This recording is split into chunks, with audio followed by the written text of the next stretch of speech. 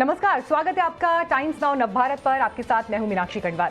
तो आज के दिन की सबसे बड़ी खबर, उत्तर प्रदेश के सियासी खेला दल बदल के दौर के बीच बहुप्रतीक्षित बीजेपी की सूची उम्मीदवारों की जारी हो गई चुनावों के लिए। तो आज हम इसी सूची को आपके लिए डिकोड करेंगे, इसके पॉलिटिकल मायने क्या हैं वो आपको बताएंगे। तो कुल मिलाकर इस लिस्ट में 107 नामों की आज अनाउंसमेंट हुई, जिसमें से 105 कैंडिडेट पहले और दूसरे चरण के चुनाव के हैं। इस लिस्ट से जो 5 बड़ी बातें निकल कर आई, सबसे पहले फटाफट वो बिंदु मैं आपके सामने रख रही हूं। बीजेपी ने 83 सिटिंग विधायकों में से 63 को टिकट दिया है। 83 में से 63 को टिकट दिया है, यानी 20 के टिकट काटे गए हैं। और इस बात की बड़ी चर्चा थी कि कितनों को टिकट वापस मिलेंगे और कितनों के कटेंगे, क्योंकि एक बड़ा कारण दल बदल के पीछे यह भी बताया जा रहा था कि जिनको ये आशंका है कि उनके टिकट कट सकते हैं, वो दल छोड़कर समाजवादी पार्टी में शामिल हो रहे हैं। दूसरी बड़ी बात, बीजेपी के 107 टिकट में 44 ओबीसी और 19 एससी को टिकट दिया गया है। तीसरी बड़ी बात, मुख्यमंत्री योगी आदित्यनाथ अयोध्या से नहीं बल्कि गोरखपुर से चुनाव लड़ रहे हैं। और बड़ी चर्चाएं थी कि मथुरा से, अयोध्या से योगी आदित्यनाथ को चुनावी मैदान में उतारा जा सकता है, लेकिन आज इन तमाम अटकलों पर, इन तमाम चर्चाओं पर फुल स्टॉप बीजेपी ने लगा दिया और गोरखपुर से ही उनके चुनाव लड़ने की घोषणा हो गई। चौथी बड़ी बात, डिप्टी सीएम केशव प्रसाद मौर्य को लेकर कौशाम्बी जिले की सिराथू सीट से वो चुनाव लड़ेंगे। और पांचवी बड़ी बात इस लिस्ट में, बीजेपी की इस लिस्ट में 10 महिला उम्मीदवार हैं, लेकिन किसी भी मुस्लिम कैंडिडेट को मैदान में नहीं उतारा गया है, टिकट नहीं मिला है। अब आपको फटाफट इस लिस्ट का कास्ट ब्रेकअप भी हम बताते हैं, क्योंकि उत्तर प्रदेश में छोटी छोटी जातियों को साधने के लिए तमाम दल प्रयासरत है, लेकिन बीजेपी ने इस बीच क्या रणनीति सूची में निकाली है। 107 उम्मीदवारों में से इस लिस्ट में 20 ठाकुर समुदाय से आने वाले कैंडिडेट्स हैं, 11 ब्राह्मण हैं, 9 उम्मीदवार वैश्य समाज से संबंधित हैं, 4 पंजाबी समुदाय से आते हैं और 44 कैंडिडेट्स अन्य पिछड़ा वर्ग से हैं, ओबीसी से हैं, और इनमें से 19 दलित हैं। सबसे ज्यादा टिकट पिछड़ों और दलितों को दिए गए हैं। यह बीजेपी का उन विरोधियों को जवाब है जो ये कह रहे थे कि उपेक्षा की वजह से इन समुदायों का प्रतिनिधित्व करने वाले नेता बीजेपी छोड़कर दूसरे दल में शामिल हो रहे हैं। यानी उदाहरण के तौर पर स्वामी प्रसाद मौर्य और उसके बाद जो कई अन्य नेता पार्टी से एक जैसे इस्तीफे देकर निकले हैं। तो पहली लिस्ट के साथ ही बीजेपी का यह चुनावी प्लान उत्तर प्रदेश की जनता के सामने है।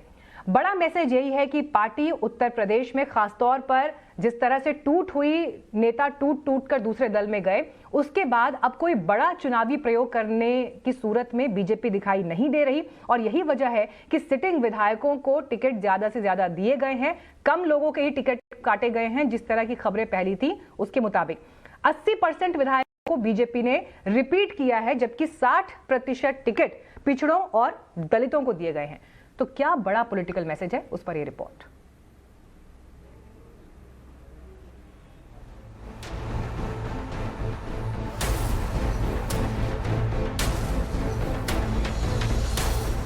उत्तर प्रदेश के सियासी रण में चुनावी घंटी बजते ही पार्टियों ने उम्मीदवारों की लिस्ट जारी करने का काम शुरू कर दिया है।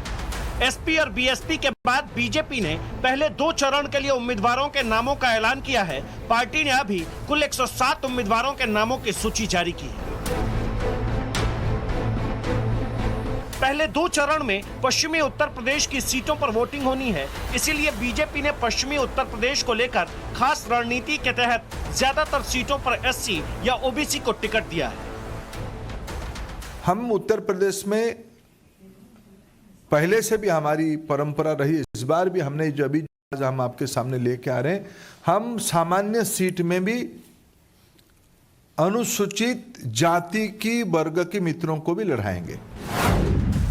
पहले 2 चरण के लिए ओबीसी एससी को 60% टिकट, बीजेपी ने 44 ओबीसी और 19 दलित को टिकट दिया है। ज्यादातर ओबीसी और एससी को टिकट देकर बीजेपी ने उन आरोपों को मिटाने की अच्छी कोशिश की है जिसे आधार बनाकर योगी सरकार के मंत्री, विधायक इस्तीफा दे रहे थे कि बीजेपी दलित, पिछड़े और ओबीसी का ख्याल नहीं रख रही।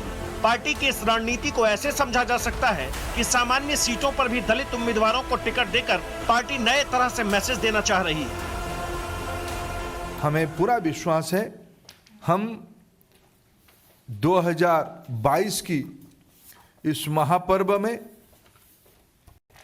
पुनः उसी स्पष्टता के साथ उत्तर प्रदेश की जनता हमें आशीर्वाद करेगी, उसकी सारे लक्षण दिखने को मिलता है।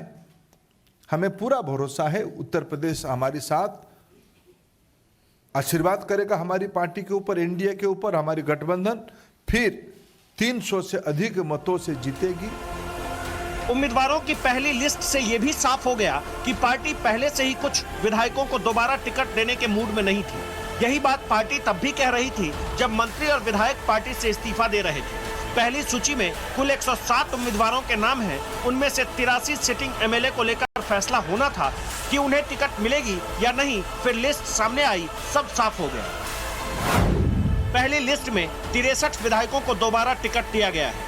20 मौजूदा विधायकों के टिकट काट दिए गए हैं। पार्टी ने कुछ नए चेहरों पर भरोसा जताया है। पहली लिस्ट में 10 महिलाओं को टिकट दिया गया है। इसे प्रतिशत के हिसाब से देखेंगे तो 68% उम्मीदवार या तो ओबीसी है या एससी या फिर महिलाएं। जिन मौजूदा विधायकों के टिकट काटे गए हैं, पार्टी ने उनके स्थान पर कुछ युवाओं और डॉक्टरों को टिकट देकर चुनावी मैदान में उतार दिया। पार्टी ने 21 नए उम्मीदवारों को टिकट दिया है। नए उम्मीदवारों में युवा, महिला और डॉक्टर हैं। 20 स्थानों में उन मित्रों को अन्य कामों में एंगेज करने की तय किया है, 20 स्थानों पे बदला है, यानी लगभग घोषणा की 20% हम लोगों ने परिवर्तन अभी तक हो पाई है। पायल जी, और उसमें नया कैंडिडेट 21 नए प्रत्याशी हम लोगों ने युवा, महिला, डॉक्टर, समाज जीवन की अच्छे गुणवत्ता रखने वाले मित्रों को 21 नए प्रत्याशियों को हमने लाया है। उम्मीदवारों के नाम का जैसे ही ऐलान शुरू हुआ तो सबसे पहले धर्मेंद्र प्रधान ने सीएम योगी आदित्यनाथ का नाम लिया। वैसे तो पूर्वांचल के ज्यादातर सीटों पर छठे चरण में चुनाव है, लेकिन पार्टी ने सारे सस्पेंस से पर्दा हटा दिया और बताया कि योगी आदित्यनाथ गोरखपुर शहर से चुनाव लड़ेंगे। पार्टी ने डिप्टी सीएम केशव प्रसाद मौर्य की सीट का भी ऐलान कर दिया है। योगी आदित्यनाथ जी गोरखपुर शहर, आदरणीय योगी जी हमारे मुख्यमंत्री की दायित्व में है, वो गोरखपुर शहर से चुनाव में पार्टी की ओर से प्रत्याशी होंगे। श्री केशव प्रसाद मौर्य वो प्रयागराज जिले में सिराथू 251 सिराथू सीट में पार्टी की ओर से प्रत्याशी होंगे। इधर बीजेपी की प्रेस कॉन्फ्रेंस खत्म हुई, उधर अखिलेश यादव ने पहली चुटकी ली। कभी कहते थे कि मथुरा से लड़ेंगे, कभी कहते थे अयोध्या से लड़ेंगे, कभी कहते थे प्रयागराज से लड़ेंगे, कभी कहते थे देवन से लड़ेंगे। मुझे खुशी है इस बात की कि भारतीय जनता पार्टी ने पहले ही उन्हें अपने घर भेज दिया। यूपी में सियासी लड़ाई अभी बस शुरू हुई। अभी जैसे जैसे चुनाव के दिन नजदीक आते जाएंगे, सियासी बयानबाजी और वोटरों को अपने पाले में लाने का खुला खेल और भी तेज हो जाएगा। Bureau report, times now Navbharat. तो पहली सूची का ये पूरा एनालिसिस आपने इस रिपोर्ट में देखा। हमारे साथ इस वक्त बातचीत के लिए खास मेहमान जुड़ गए हैं। समाजवादी पार्टी से प्रवक्ता अनुराग भदौरिया जी हमारे साथ आ गए हैं और बीजेपी से मनीष शुक्ला जी इस वक्त हमारे साथ जुड़ गए हैं। पहला सवाल अनुराग भदौरिया जी मेरा आपसे ये है, अगर हम प्रतिशत निकालें इन 107 कैंडिडेट्स का पहली सूची के हिसाब से, तो 68% टिकट एससी, ओबीसी और महिलाओं को दिए गए हैं। अब ये आप बताइए कि उत्तर प्रदेश में जनता को आप कैसे कन्विंस करेंगे कि स्वामी प्रसाद मौर्य समेत जो अन्य नेता आपके दल में शामिल हुए वो एससी, ओबीसी, पिछड़ों की उपेक्षा की वजह से आपके पास आए, कैसे कन्विंस करेंगे? देखिए, समाजवादी पार्टी हमेशा से समाज के अंदर में सामाजिक न्याय की बात करती है और समाज की उन्नति की बात करती है। उत्तर प्रदेश को आगे ले जाने की बात करती है। समाज के हर वर्ग, हर जाति, हर धर्म के लोग कैसे आगे हों, यूथ कैसे अपने पैरों पे खड़ा हो, उसको रोजगार कैसे मिले, महिला आत्मसम्मान से कैसे जिए, किसानों का सम्मान कैसे हो, जो यहाँ वृद्ध महिलाएं हैं उनको कैसे समाजवादी पेंशन मिले, कैसे वो अपना आत्मसम्मान से जिए। तो समाजवादी समाज को आगे ले जाने की बात करती है। ये भारतीय जनता पार्टी में हो सकता है कि वो लोग जाति धर्म की राजनीति करते हैं, सभी को पता है। इसके अलावा उनके पास कुछ है ही नहीं। विकास का मुद्दा तो उनसे कोसों दूर है। विकास का नाम ले दो तो परेशान हो जाते हैं। ये आखिर है क्या चीज, कहाँ रहता है, क्या करता है, उन्हें नहीं मालूम। समाज के सामाजिक न्याय की क्या बात होती है, उन्हें नहीं मालूम।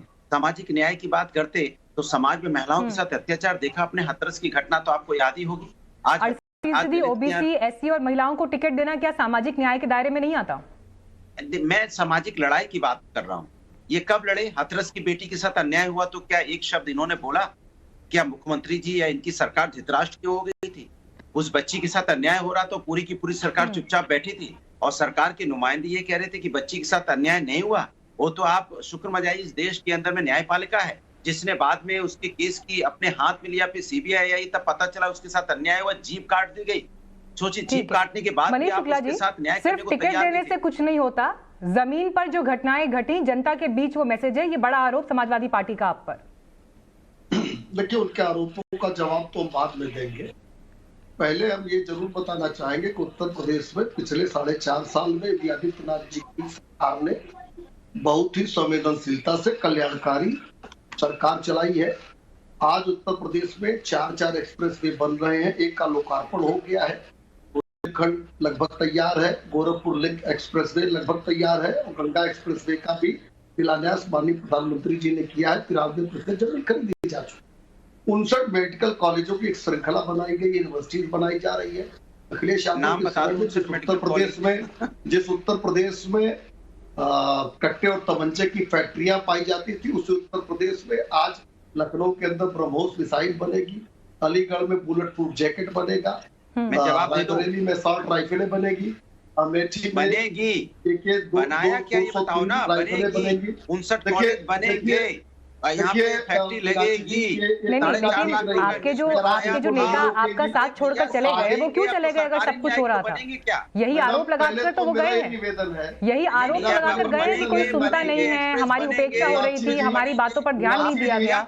मनीष जी, यही आरोप तो लगाकर आपके नेता पार्टी छोड़कर चले गए। मुझे उतना समय क्या बनाया बताओ ना। अनुराग जी, एक सेकंड रुकिए। मनीष जी, आरोप तो आपके ऊपर यही लगा ना कि आप अपने कुनबे को नहीं संभाल पाए, अपने कुनबे को नहीं संभाल पाए। मनीष जी, भाई मीनाक्षी जी, इस तरह से कैसे डिबेट चलेगी? पहले तो आप समाजवादी पार्टी को रोकिए। अगर आपके डिबेट का फॉर्मेट यही था तो पहले बताई होती, तो इनको बोलने ही नहीं दिए होते।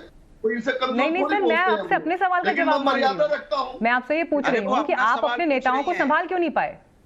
मैं बिल्कुल बता रहा हूँ। तो आज उत्तर प्रदेश की अपने नेताओं को क्यों नहीं संभाल पाए, बताइए।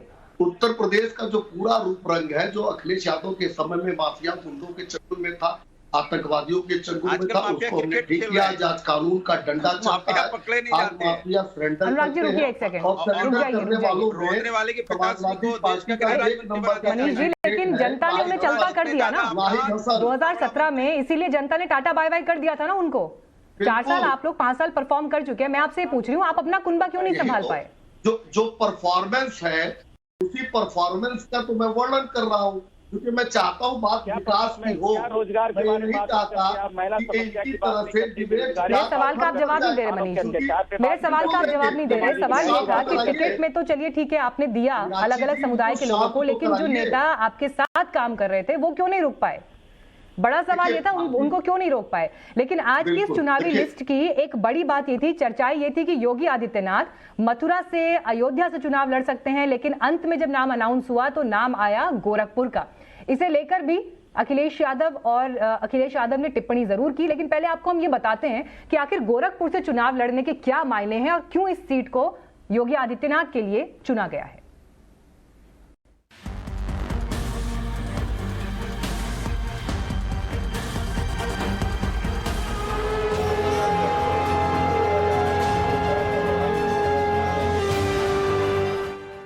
योगी आदित्यनाथ जी गोरखपुर शहर, आदरणीय योगी जी हमारे मुख्यमंत्री की दायित्व में है, वो गोरखपुर शहर से चुनाव में पार्टी की ओर से प्रत्याशी होंगे। श्री केशव प्रसाद मौर्य वो प्रयागराज जिले में सिराथू 251 सिराथू सीट में पार्टी की ओर से प्रत्याशी होंगे।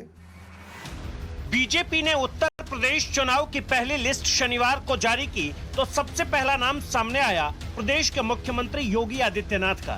तमाम अफवाहों और सूत्रों को दरकिनार करते हुए बीजेपी ने ऐलान कर दिया कि योगी आदित्यनाथ न तो अयोध्या से न मथुरा से बल्कि अपने गृह जिले गोरखपुर से इस बार चुनावी ताल ठोकेंगे। योगी आदित्यनाथ को गोरखपुर शहर से बीजेपी चुनाव लड़वाने जा रही है। कुछ दिन पहले तक बड़े ही जोर शोर से चर्चा थी कि योगी आदित्यनाथ को बीजेपी अयोध्या से चुनाव मैदान में उतार सकती है। योगी की हिंदुत्ववादी छवि और अयोध्या में चल रहे राम मंदिर निर्माण के कारण उम्मीद जताई जा रही थी बीजेपी 2022 के चुनाव में राम मंदिर निर्माण और हिंदुत्ववादी छवि भुनाएगी, लेकिन अचानक से गोरखपुर के नाम का ऐलान करके बीजेपी ने राजनीतिक पंडितों को भी चौंका दिया। पिछले दिनों पार्टी के कुछ नेताओं ने तो योगी आदित्यनाथ को मथुरा से चुनाव लड़वाने की गुजारिश की थी, लेकिन पार्टी के उन नेताओं की गुजारिश को अनसुना करते हुए गोरखपुर का टिकट दे दिया। गोरखपुर की राजनीति और योगी आदित्यनाथ एक दूसरे के पर्याय ही हैं। योगी आदित्यनाथ ने जब जब गोरखपुर से चुनावी मैदान में कदम रखा तब तब उन्हें जीत ही मिली है, कभी हार का सामना नहीं करना पड़ा है। योगी आदित्यनाथ ने गोरखपुर से हमेशा लोकसभा का प्रतिनिधित्व किया है। 1998 में पहली बार उन्होंने गोरखपुर से लोकसभा का चुनाव लड़ा, जीत गए। इसके बाद तो गोरखपुर से लगातार 5 बार सांसद चुने गए। 2017 में मुख्यमंत्री बनने के बाद सीट खाली हुई थी, जिसके बाद हुए उपचुनाव में बड़ा उलटफेर हुआ। गोरखपुर लोकसभा सीट पर समाजवादी पार्टी का कब्जा हो गया था। हालांकि 2019 लोकसभा चुनाव में एक बार फिर से सीट बीजेपी के पास आ गई। योगी आदित्यनाथ के करीबी अभिनेता रवि किशन यहां से सांसद चुने गए। देखिए, मैं आभारी हूं आदरणीय प्रधानमंत्री जी का, आदरणीय राष्ट्रीय अध्यक्ष जी का और संसदीय बोर्ड का, जिन्होंने मुझे गोरखपुर से भारतीय जनता पार्टी का प्रत्याशी बनाया है। सबका साथ, सबका विकास के भाव के साथ भारतीय जनता पार्टी प्रचंड बहुमत की सरकार 10 मार्च को परिणाम आने पर बनाएगी। योगी आदित्यनाथ को गोरखपुर से बीजेपी ने उम्मीदवार बनाया। समाजवादी पार्टी अध्यक्ष अखिलेश यादव ने कटाक्ष करने का मौका नहीं छोड़ा। जहां तक सवाल चुनाव लड़ने का है, कभी कहते थे कि मथुरा से लड़ेंगे, कभी कहते थे अयोध्या से लड़ेंगे, कभी कहते थे प्रयागराज से लड़ेंगे, कभी कहते थे देवन से लड़ेंगे। मुझे खुशी है इस बात की कि भारतीय जनता पार्टी ने पहले ही उन्हें अपने घर भेज दिया। हालांकि वो कल से गोरखपुर में हैं, टिकट पहले बुक कराई थी उन्होंने 11 तारीख की। अब मुझे लगता है कि गोरखपुर में ही उन्हें रहना पड़ेगा। अब गोरखपुर से वापस आने की उन्हें ज़रूरत नहीं है। उनको बहुत बहुत बधाई। आपको क्या लगता है गोरखपुर का जो फैसला है, इसके पीछे की वजह क्या है? ये आपकी चैलेंज को काउंटर करने, वो भारतीय जनता पार्टी के सदस्य नहीं है, इसलिए उन्हें घर भेज दिया है।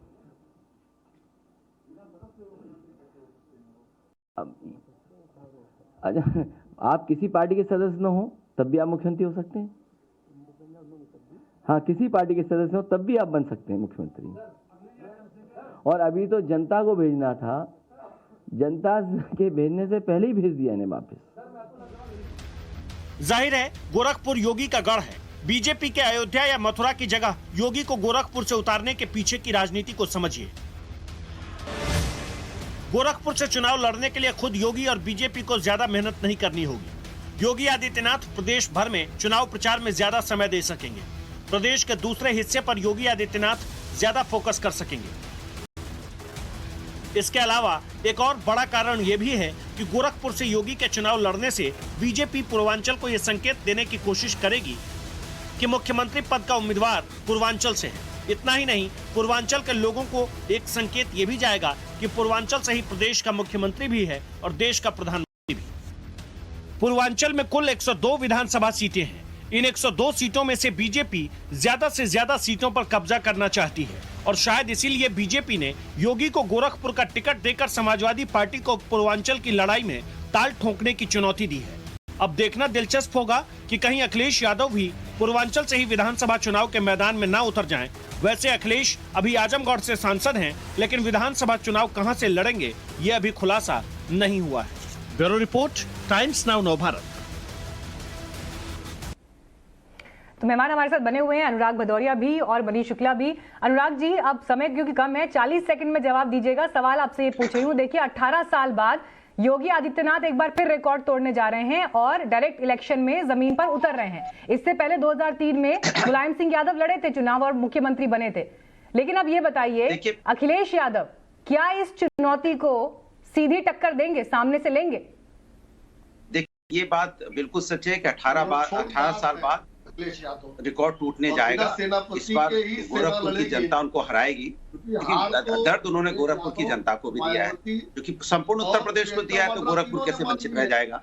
जिस तरह से गोरखपुर में मनीष गुप्ता के साथ अन्याय हुआ, पीट पीट के पुलिस वाले ने मार डाला, सोचिए आप किस तरह का अत्याचार हुआ। ये उनके गृह जनपद में हुआ था। इसलिए मैं कह रहा हूँ कि उत्तर प्रदेश की जनता इस बार इंतजार कर रही है कि 2022 का अभी चुनाव होने जा रहा है। इस चुनाव में कम समय है, बहस में समय निकल जाएगा। मुंह की खानी पड़ेगी मैंने उनको जवाब के लिए। और भारतीय जनता पार्टी, मनीष, इसके बाद आपको ही बोलना है, आपकी बारी है इसके बाद। उत्तर प्रदेश की जनता भारतीय जनता पार्टी को वापस भेज देगी, क्योंकि उत्तर प्रदेश की जनता समझ गई है कि भारतीय जनता पार्टी सत्ता में रहने लायक नहीं है, क्योंकि सत्ता में अखिलेश जी चुनाव लड़ेंगे क्या? प्रदेश की जनता, अनुराग भदौरिया, अखिलेश जी चुनाव लड़ेंगे? ये वो अखिलेश जी कहाँ से चुनाव लड़ेंगे? डिसाइड करती है कि नहीं लड़ेंगे, डिबेट में नहीं डिसाइड होता, वो वहाँ पार्टी डिसीजन लेगी कि वो लड़ेंगे कि नहीं लड़ेंगे। वो पार्टी का फैसला होता है, वो हम आपको कैसे बता सकते हैं इसमें। नहीं लड़ेंगे। लेकिन जब सामने से खुली चुनौती आ रही है तो चुनौती स्वीकार करिए, डर काहे का? मैं कह रहा हूँ ना, चुनौती स्वीकार करिए, डर काहे का? अरे फिर मेरी बात हुई तो पार्टी डिसाइड करती है, मुझे अनुराग भदौरिया को थोड़ी लड़ना है भाई। पार्टी डिसीजन लेता है ना। भारतीय जनता पार्टी को तो जनता की बात करनी चाहिए, जो कर नहीं रही है भाई। जनता का इन्होंने 5 साल में अखिलेश जी फैसला कर देंगे तो पार्टी कौन सा टाल देगी? भागे अगर अखिलेश जी तय कर लेंगे अनुराग जी, तो पार्टी कौन सा टाल देगी इस बात को? चलिए ठीक है। मनीष शुक्ला जी, अब मुझे आप एक सवाल का जवाब दीजिए, क्योंकि आज जैसे पहली सूची सामने आई, मनीष जी, आज जैसी पहली सूची सामने आई, बहुत से पॉलिटिकल पंडित्स का इंटरेस्ट इस बात पे भी था कि चर्चा तो अयोध्या की थी, चर्चा मथुरा की थी, लेकिन गोरखपुर से नाम सामने आ गया। लेकिन अभी बाकी नाम भी अनाउंस होने बाकी हैं। ये बताइए, गोरखपुर तो ठीक है, आने वाली सूचियों में क्या ऐसा हो सकता है कि योगी आदित्यनाथ 2 सीटों से चुनाव लड़ते हुए दिखाई दें? बड़ी चर्चा रही इस बात की। मथुरा और अयोध्या, ये तो हम भी सुनते थे आप ही लोग के माध्यम से, लेकिन पार्लियामेंट्री बोर्ड ने उनको तय कर दिया है और 403 सीट पे योगी जी चुनाव लड़ेंगे। उन्होंने काम किया है, कोई अखिलेश यादव की तरह पीठ दिखा के भागने वाले नेता तो नहीं है। जनता का सामना करते हैं, जनता की सामना करते हैं और चुनाव लड़ते हैं। जो काम करता है, जनहित के काम करता है, ये बताओ ना, जनता के बीच में जाता है। मेरा चैलेंज है, आज अनुराग यादव बता दें, अपने अखिलेश यादव क्यों नहीं लड़ना चाहते? इसलिए नहीं लड़ना चाहते जब कोरोना था मौतें हुई हैं। जब आप अनुराग जी सुनने दीजिए ना, अब देखिए वही बात आप करें, 2 सेकंड रुक जाइए, सुन लीजिए अनुराग जी, सुन लीजिए। कमी की बात करोगे तो एनएसए लगा देंगे, आपकी संपत्ति खुद कर लेंगे। अनुराग जी रुक जाइए ना जरा प्लीज। अनुराग जी, फिर मुझे आपका ऑडियो डाउन करना पड़ेगा, मैं आपसे 3-4 बार रिक्वेस्ट कर चुकी हूँ, प्लीज उनका ऑडियो जरा डाउन करिए। ठीक है मनीष जी, कंप्लीट करिए। देखिए, आज अखिलेश यादव जी लगातार जगहसाई का काम करते हैं। आज उन्होंने कहा वर्चुअल मीटिंग, मैं तो समझ ही नहीं पाया वर्चुअल कैसा होता है। ऑस्ट्रेलिया में इंजीनियरिंग की पढ़ाई करके आए हैं और वर्चुअल नहीं जानते हैं, तो ये जनता के बीच आरोप मनीष जी आपके ऊपर समाजवादी पार्टी ने ये लगाया कि बीजेपी ने योगी आदित्यनाथ को उनके घर भेज दिया वापस, सबसे सुरक्षित सीट से चुनाव लड़ा रहे हैं। अरे भाई, मैं तो कह तो रहा हूं, सबसे सुरक्षित उनकी जो सीट है वो भी जनता के बीच आए। जो रणछोड़ दास हो वो कह रहा है कौन कहां से लड़ेगा, कौन कहां से नहीं लड़ेगा। अपने लड़ने की हिम्मत नहीं है, जो लड़ रहा है उसको कह रहे कि आप यहाँ से क्यों नहीं लड़ रहे। अरे ठीक है अनुराग जी, इस पॉइंट का जवाब दीजिए। वो कह रहे हैं चलिए ठीक है, हमने योगी आदित्यनाथ को सुरक्षित सीट से उतारा, तो अखिलेश जी भी आ जाए सेफ सीट से, क्या दिक्कत है? अरे मैंने क्या आपसे क्या बोला भाई, बहुत फर्क है अखिलेश यादव जी में और योगी जी में। अखिलेश यादव जी नेता हैं, मास के लीडर हैं। योगी जी तो चेहरा भी नहीं थे, थोपड़े के लीडर थे। और जो उन्होंने उत्तर प्रदेश में पार्टी ने थोपा था उसका भारतीय जनता पार्टी को रिजल्ट मिलेगा। इस बार उत्तर प्रदेश की जनता रिजल्ट देगी। आप उनका घर और उनकी संपत्ति जब्त कर रहे थे, अब जनता उनकी जमानत जब्त कर देगी भारतीय जनता पार्टी की। चलिए, इस पर किसी के पास क्लियर जवाब है नहीं, लेकिन ये है, हम तो उन संभावनाओं को तलाश कर रहे थे कि 18 साल बाद उत्तर प्रदेश में ये परिस्थिति बन रही है कि जब मुख्यमंत्री चुनाव लड़ने के लिए मैदान में हैं, योगी आदित्यनाथ गोरखपुर से लड़ने जा रहे हैं, और क्या समाजवादी पार्टी से जो सीएम चेहरा हो सकते हैं अखिलेश यादव, क्या वो भी चुनावी मैदान में उतरेंगे? तो हम उन्हीं संभावनाओं को तलाश कर रहे थे। लेकिन आपको ये भी बता दें कि अखिलेश यादव एक तरफ बीजेपी पर निशाना साधते दिखाई दिए, तो आज वो कांग्रेस से भी भिड़ गए और अखिलेश ने कांग्रेस पर साजिश करने का आरोप लगाया।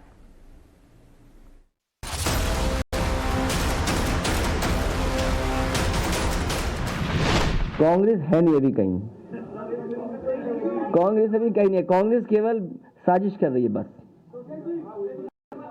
केवल साजिश कर रही है। कांग्रेस दिल्ली में बैठ के केवल साजिश कर रही है। ये बड़ा आरोप अखिलेश यादव ने कांग्रेस पर लगा दिया है। सवाल ये कि अखिलेश कौन सी साजिश की तरफ इशारा कर रहे हैं और दिल्ली में बैठे कौन से नेता की बात कर रहे हैं जो यूपी चुनाव में समाजवादी पार्टी के खिलाफ साजिश कर रहा है?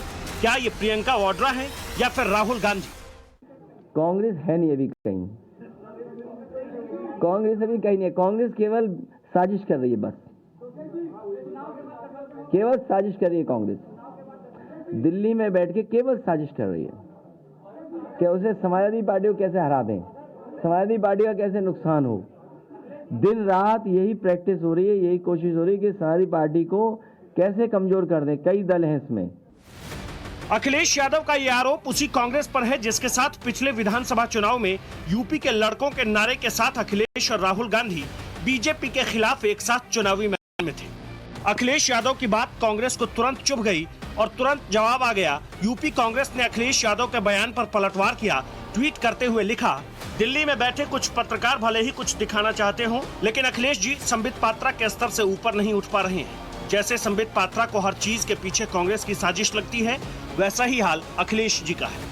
ये यूपी की चुनावी लड़ाई का नया मोर्चा है जहां विपक्ष के बीच ही घमासान शुरू हो गया और अखिलेश बनाम कांग्रेस की लड़ाई होने लगी है। कांग्रेस यूपी में अपने दम पर नई राजनीति को हवा देने की कोशिश में है। दूसरी तरफ समाजवादी पार्टी कांग्रेस पर गंभीर आरोप लगा रही है। अखिलेश यादव जब पत्रकारों के सवालों का जवाब दे रहे थे, कांग्रेस पार्टी पर साजिश का आरोप लगा रहे थे और दूसरी तरफ लगातार उनका ध्यान अपने मोबाइल पर था। कभी हाथों में लेकर कुछ टाइप कर रहे थे, कभी मोबाइल टच करके मैसेज देख रहे थे। ये सब काफी देर तक चलता रहा। फिर सवाल जवाब का दौर चला। उन्होंने चंद्रशेखर आजाद की पार्टी से गठबंधन नहीं होने की बात पर अपना बयान दिया।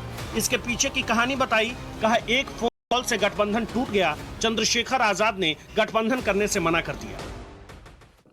समाजवादी पार्टी से जो भी उन्होंने बात की, मैंने उसी समय आरएलडी से बात कर करके रामपुर मनिहारन वाली सीट छोड़ दी और साथ ही साथ गाजियाबाद भी सीट मैंने दी। 2 सीटें पूरी दे दी गई थी। उसके बाद उन्होंने किसी को फ़ोन मिलाया। अब वो फ़ोन किससे बातचीत हुई ये मैं नहीं जान सकता। और उसके बाद वो आए कि मेरा संगठन मेरे खिलाफ है, मैं चुनाव नहीं लड़ सकता हूँ और मैं चुनाव नहीं लड़ूंगा, ये बात हुई थी। इससे पहले चंद्रशेखर आजाद ने प्रेस कॉन्फ्रेंस किया। कहा कि समाजवादी पार्टी से गठबंधन का अब सवाल नहीं, क्योंकि अखिलेश यादव को दलितों की जरूरत नहीं है। सकारात्मक रही सब चीजें, लेकिन अंत समय में मुझे लगा कि अखिलेश जी को दलितों की जरूरत नहीं है। वो इस गठबंधन में दलित नेताओं को, दलित लीडरशिप को नहीं चाहते। वो चाहते हैं कि उनको दलित वोट करें। लेकिन मेरा डर ये था कि अगर दलित उनको वोट कर देंगे तो कल जो उनके ऊपर एक आरोप पिछली सरकारों में भी रहा, क्योंकि मान्यवर काशीराम साहब को मैं नेता मानता हूं, उन्होंने भरोसा करके नेताजी को मुख्यमंत्री बनाया। फिर क्या हुआ आपके सामने। अखिलेश यादव ने बीजेपी छोड़ समाजवादी पार्टी ज्वाइन करने वाले विधायकों और मंत्रियों को लेकर भी नया बयान दिया। कहा, अब बीजेपी से आने वाले किसी भी विधायक को समाजवादी पार्टी टिकट नहीं देगी, सिर्फ एक को छोड़कर। मैं भारतीय जनता पार्टी से कहूंगा कि अब किसी भी भारतीय जनता पार्टी के विधायक को मैं नहीं लूंगा। अब आप जितनों के आप टिकट काटना चाहें काट सकते हैं। मंत्रियों को भी नहीं लेंगे, वो जिसकी टिकट काटना चाहें काटें। अब समाजवादी पार्टी में उनको नहीं लिया जाएगा। हाँ, एक गुंजाइश छोड़ सकते हैं। हाँ, ये ठीक आया सवाल इधर से। हाँ, एक के लिए अभी जरूरत है हमें। अनुमान लगाया जा रहा है वो शायद दारा सिंह चौहान हैं, क्योंकि वो खुद कह चुके हैं कि वो आने वाले 1-2 दिन में समाजवादी पार्टी कर लेंगे। यूपी में चुनाव के दिन जैसे जैसे करीब आ रहे हैं, हर पार्टी दूसरी पार्टी पर आरोप लगा रही है। नया आरोप अखिलेश यादव का है। चंद्रशेखर आजाद की पार्टी से गठबंधन न होना और कांग्रेस के खिलाफ साजिश जैसे शब्दों का इस्तेमाल शायद यही बता रहा है कि आने वाले दिनों में यूपी का चुनाव और भी रोचक होने वाला है। Bureau report, times now Navbharat.